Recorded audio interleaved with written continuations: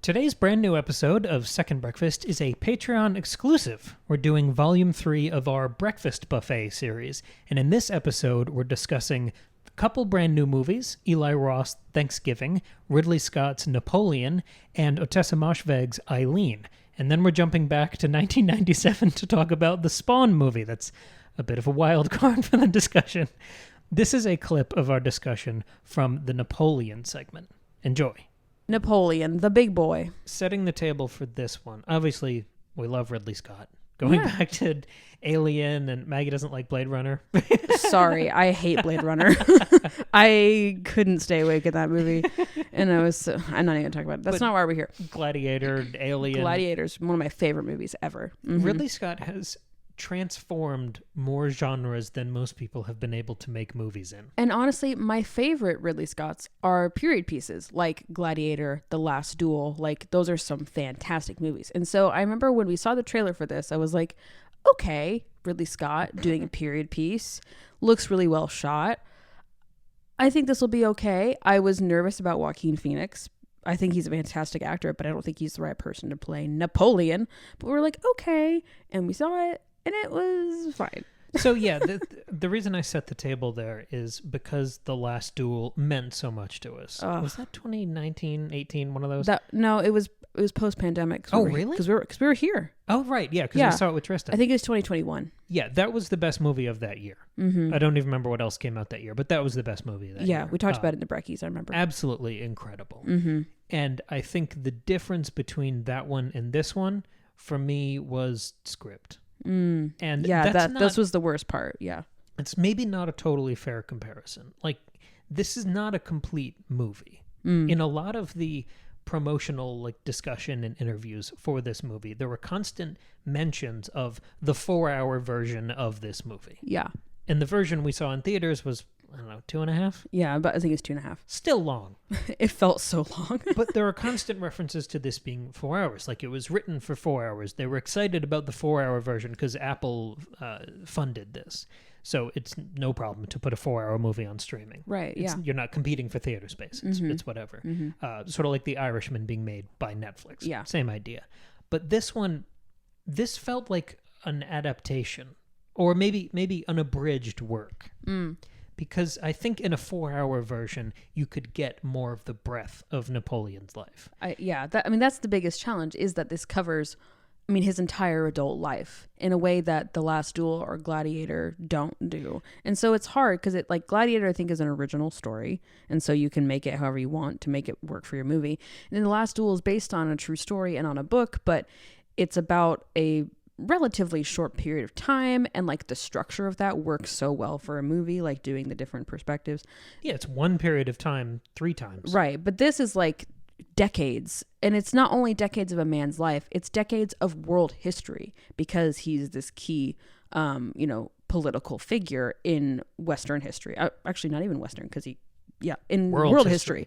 So, it's, you have to, where do you put in all the political stuff? Where do you put in all the important battles and other kings and rulers and, that emperors and that sort of thing? So a TV show challenging. Would struggle to do Napoleon properly. And I've read a lot about Napoleon. I've written about Napoleon. I've got a half-finished story about Napoleon. I'm so excited for you to finish that. He's not the lead, but it's about that time. But when we kept seeing this trailer, this is one of the trailers we have sat through the most this year. Everyone.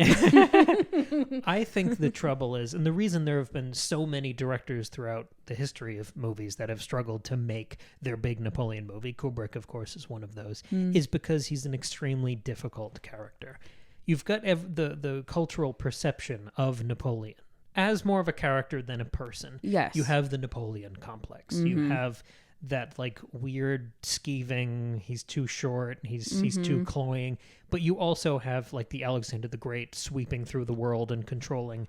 And I think having that sort of arc for a character to convincingly show the transformation there, I think you need time to do a Walter White transformation. Right. Mm-hmm. And I'm sure there are plenty of actors who could manage that, but it comes down to the script, because the character of Napoleon, if you're putting him in a work of art, you have to turn him into a character. His life is so dense. Yeah. With huge, world-shattering things happening.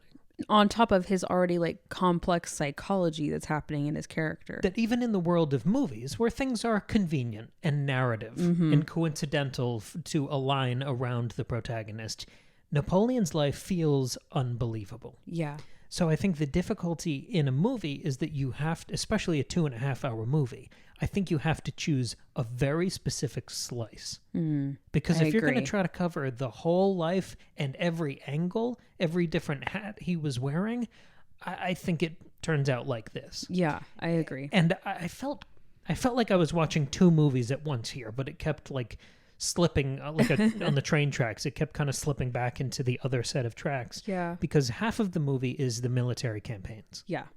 And you can tell Ridley Scott is passionate about the battle scenes. Yeah, the Austerlitz battle, fantastic. So well done. If you've seen the trailer, it's the one on the ice. Yeah. Mm-hmm. Looks amazing. Really, really good.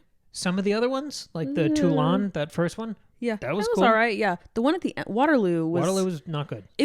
It was trying so hard, and there were good bits, but I was like, I'd already seen two really good battles, so that one didn't feel as good. And if you want to make a movie where it's punctuated by these set-piece battles, then I think more of the drama in the intervening scenes should be about setting up an understanding about organizing battles and strategy and the generals and setting up stakes. Yes, them doing this like chess match thing, which they try to do with Waterloo. But by that point, I felt like I was already disconnected from what was happening. Yeah, definitely. Because the movie jumps into things so quickly that it doesn't. I never felt like I knew what I was supposed to be paying attention to. Or like what I was supposed to care about. Like So I had a really hard time connecting in that way. Half of it is just kind of interrupting things with these big military sequences, and the other half of the movie is this character piece between Napoleon and Josephine.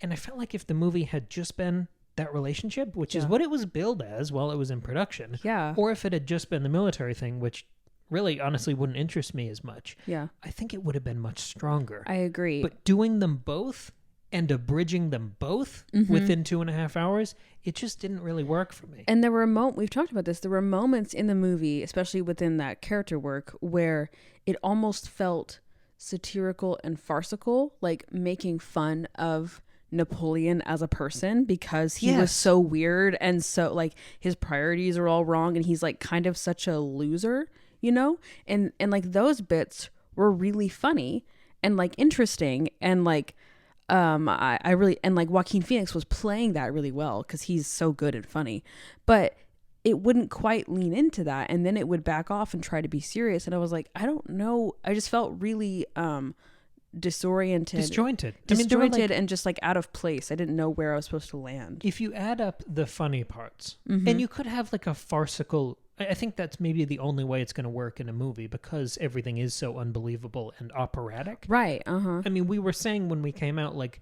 compare this to Vice, which was our favorite movie of whatever year that came out. Yeah. An operatic, farcical story about someone who's integral to world history. Yeah, like with who Dick like Cheney. had a serious impact, but also was kind of this like weird freak. Yeah. There were like 20 minutes of Ridley Scott doing Vice in the middle of a 2.5 like kind of scattershot compilation of 3 other movies put together. Yeah, right. And there was, I don't know, you know, sometimes people say things during interviews like maybe save that until after people have bought a ticket. Yeah. There was a part where Ridley Scott was talking about after he hired Joaquin Phoenix, who of course he had a relationship with working on Gladiator together.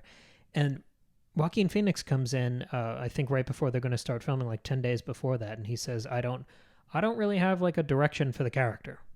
Oh no. That's and bad. Like, obviously, that's very apparent. The work of the director. I mean, he's not literally holding the camera. Of course, there are other people to help with all this. The director of photography, cinematography, blah, blah, blah. But part of it is like directing the actors. That's most of the work there. Yes. And in other interviews I've listened to with Ridley Scott, he talks about doing the battle sequences with like 8 cameras running at all times. And those 2 stories put together, after watching the movie, make it feel rushed. Yeah. Yeah. Because Joaquin Phoenix is one of the greatest actors working, if not ever. Yeah.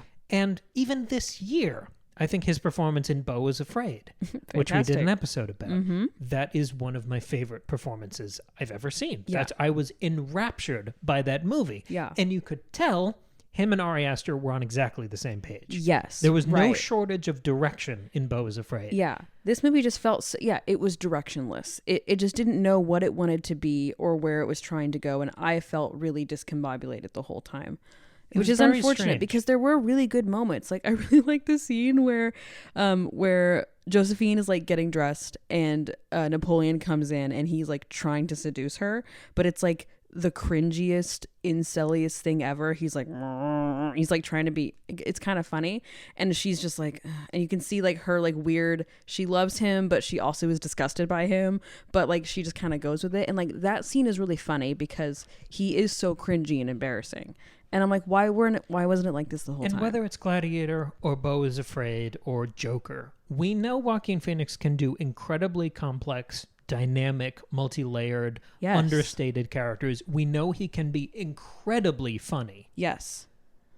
So I don't blame him for this. No, I don't either. I do not blame him. It really like, comes down to, I think, the writing, the way the story's told. Because the movie looks great. It looks beautiful. A lot of it doesn't look as good as The Last Duel. No. I think that is up there with like Alien for Ridley Scott movies that look gorgeous. Yeah, but it still looks great. And like the costumes are fantastic. The sets are so good. Sure. Like it's a beautifully locations, directed movie battles. In terms of like visuals. Yeah.